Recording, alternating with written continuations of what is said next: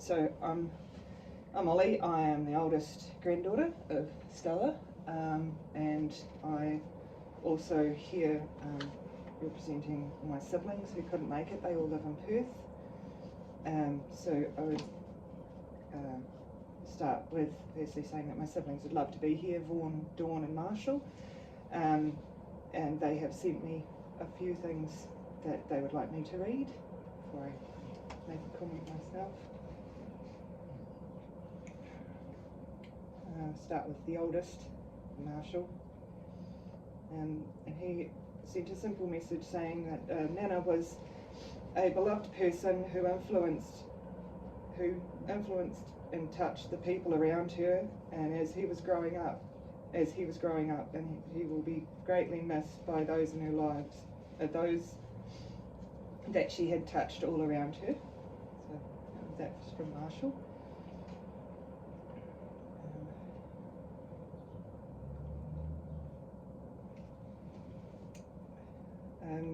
My younger brother Vaughan has sent that Nana was the best of British fortitude, and that she carried herself with great confidence and conviction, and truly a woman who learnt her lessons against the hardships of humanity's worst times in our Britain's finest hour. And then Dawn, being the youngest in my family.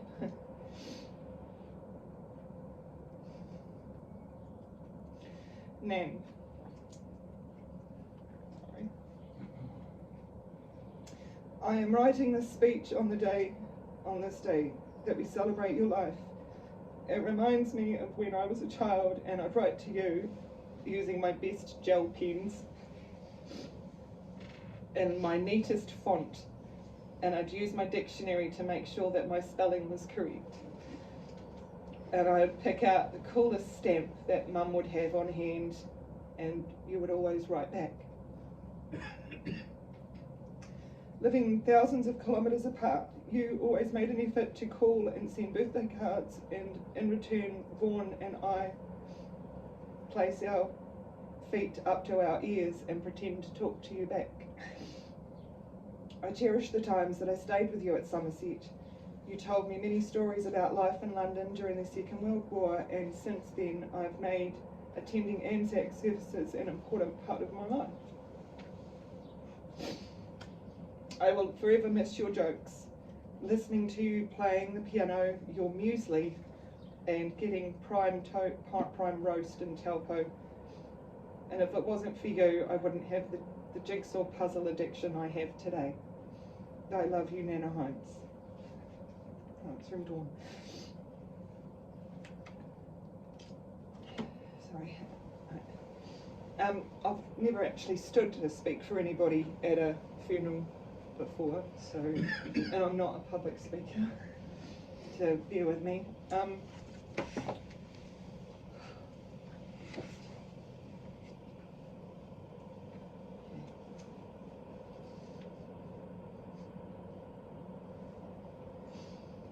I know that at nearly 94 it's not unexpected for someone to pass, but I've been on this planet for 43 years and my Nana's been there for all of them. There is still much grief, regardless of how old someone is when they go, because Nana was always a constant figure and a guaranteed presence in my life. We wrote letters to each other often and sent birthday cards every birthday back and forth, and we would talk on the phone every other week or month for decades, and up until we couldn't anymore. 0737877756 was Nana's number, and the only phone number that I have managed to remember for my entire life.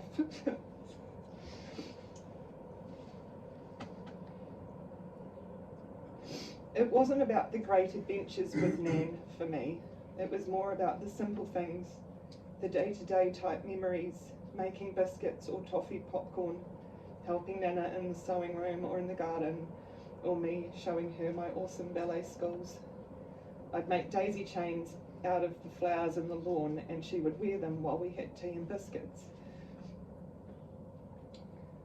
I was a very inquisitive child and full of questions, and often would speak to Nana about her life and her adventures, and would happily sit deeply engrossed in her stories. Like when she described how uncomfortable riding a camel in Egypt was, but waking up to see the sun rising over the pyramids was spectacular. She would tell me about the music halls and the dancing of her youth, and how it was hard to get a good dance partner because all the men were too short.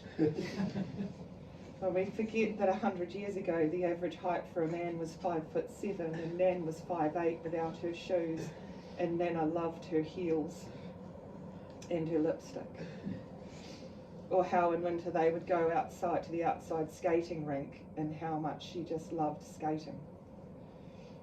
I remember how serious she was when she spoke of Mexico City, and said how the air was so polluted it hurt her lungs, and they cut their trip there short. I think she gave it a 2-star rating. Although Nana and I did have our disagreements, such as we firmly disagreed that me insisting on wearing a tutu to the shops was a fabulous idea. I will finish with a few pieces of wisdom that I remember from Nana. 1, marry your best friend. All the lovey-dovey physical stuff peters off as you get old, but your friendship is what keeps your marriage. 2, don't hold your knife like a pen, don't bucket feed with the fork. 3, old age is the biggest surprise to ever happen to a young person. And 4, if you don't take yourself seriously, no one else will. I love you now, and you will always be missed. Thank you.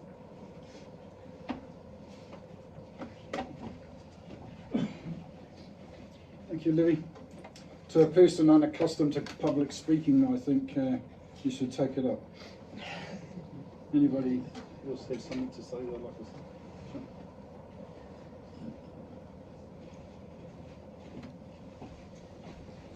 As you know, my mother and I had quite a few disagreements in life, and she never understood why I'm now living off the grid in a forest with my partner. But if she wants to be remembered for anything, it will be the sacrifices she made when we were little. Sometimes Dad was out of work for a bit too long and there was no money, and at one time I remember there wasn't much food either. And Dad would come home and she'd give him his dinner and he'd say, "Aren't you eating anything?" And she'd say, "No, I've already had mine." But she was going hungry, and Adam and I never missed a meal.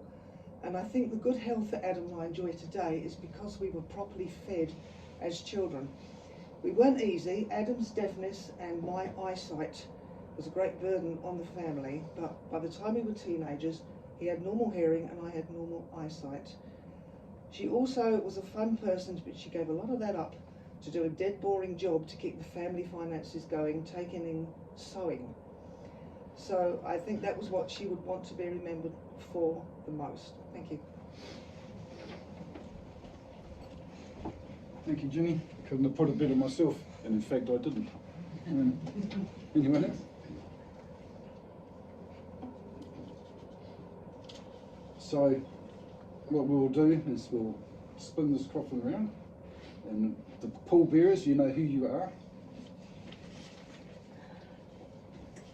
How the plan is we will take Stella out to the hearse, and we'll go over to the RSA cemetery. If you don't want to walk, for goodness sake, take the car. So we'll go over there. I'll read a very brief committal, and then we'll come back here and have a cup of tea and some cakes and things, because I'm not taking all that stuff home.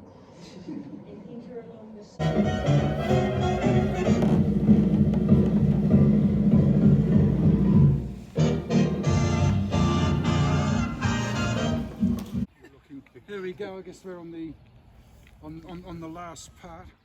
The committal is in fact what we call it. Walt Whitman, the American poet, he very eloquently tells us that no one is truly gone. We're recycled and repurposed for an eternity. Now, Whitman does a very good job out of this, but he also takes 84 pages to do it. And I think we'll settle for a couple of paragraphs. So it's pretty much a reiteration. A child said, "What is the grass?" Fetching it to me in hands. How could I answer the child? I do not know what the grass is any more than he. I guess it is the flag of my disposition, out of hopeful green stuff woven. Or I guess it is the handkerchief of the Lord, a scented gift of remembrance decidedly dropped, bearing the owner's name somewhere in the corners, that we may see and remark and say whose. And here's the guts to the whole thing.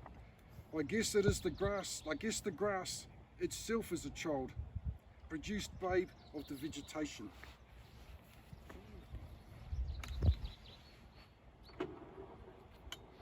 Just while this is going down, Whitman also said, I celebrate myself, I do it by memory, and what I assume, so you assume. For every atom belonging to me is good, as belonging to you. And I think what Whitman was saying is that we're all made of exactly the same stuff, arranged in a slightly different way. He says, I lean and loaf at my ease, observing a spear of summer grass. So he was one of the very best nature poets.